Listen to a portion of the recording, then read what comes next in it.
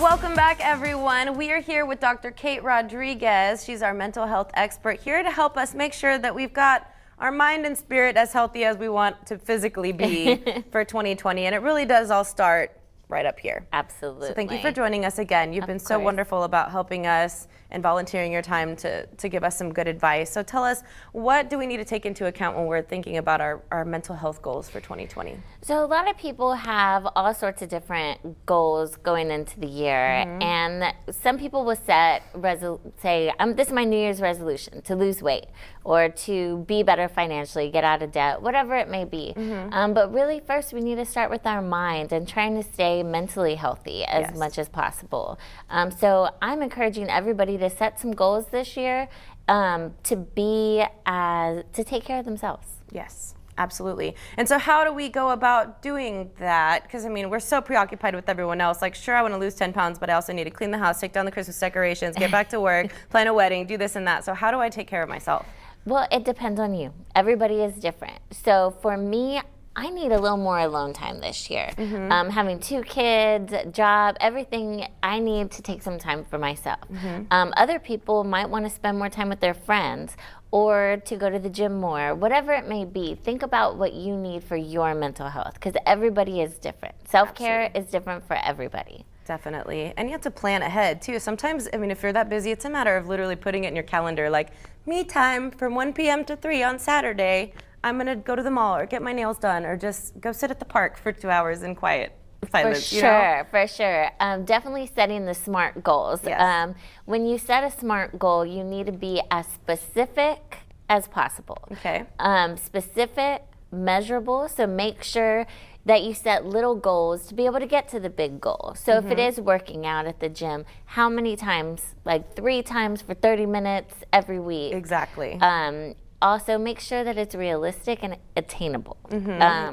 Yes, because sometimes, of course, I would love to save $20,000 this year, but I need to look at my finances, see what comes in with my bills, and is that realistic for me, or do I need to tweak it a little bit to make sure it is realistic and that I can attain that goal? Absolutely, and I'm thinking to myself, we all start the new year thinking, this is what I'm going to do, I'm going to set this goal, I'm going to do it.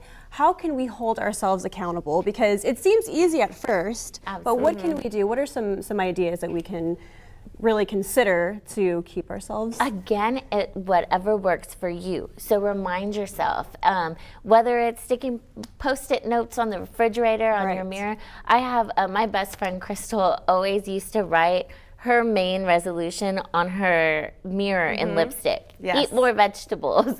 So every day she would start the day by looking at that, and at the end of the day she would see it and be like, did I eat enough? I need to step up my game tomorrow, maybe. Absolutely. Set a reminder on your phone, maybe every Sunday. A daily alarm or something? Or every Sunday you can put an alarm, how did I do? And you can reevaluate the week and see how you did. So whatever kind of reminder works for you, like get creative as possible. Yeah, and you mentioned setting realistic goals. I think that's really something huge to take into account, because a lot of times you mentioned, like, I'm going to save $20,000 or I'm going to lose 20 pounds. Like, is that realistic? Break it down and think about, what is a healthy amount of weight to lose in a week or a month? Is it possible for you to do that? What are you going to do to make that happen? Because the weight just doesn't fall off with your good intentions. If you're going to go to the gym, you're not going to randomly go for an hour 6 days a week if you've never worked out before.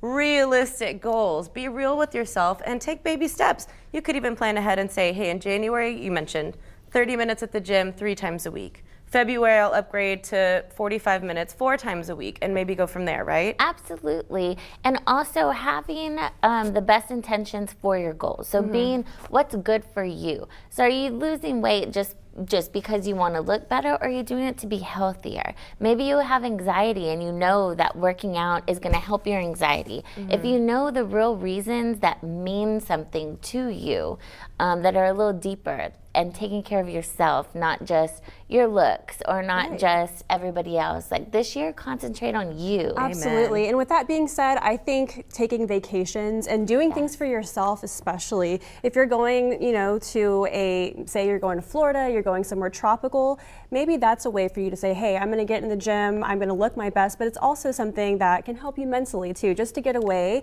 and, do that for yourself. And I think that's what's very important. And I think that's also a goal of mine that I'm hoping to do for this year also. Definitely. Yes, and know in the United States, most people don't use up all their vacation time. I was guilty of that all of 2019. Yeah, so make that a goal. Yes. Use your vacation days. Exactly. Take care of yourself. Take a mental health day, whatever it is that you need. Look at your life and where you're struggling and figure out your goals from there to really take advantage of all the resources that you have. Right. Definitely.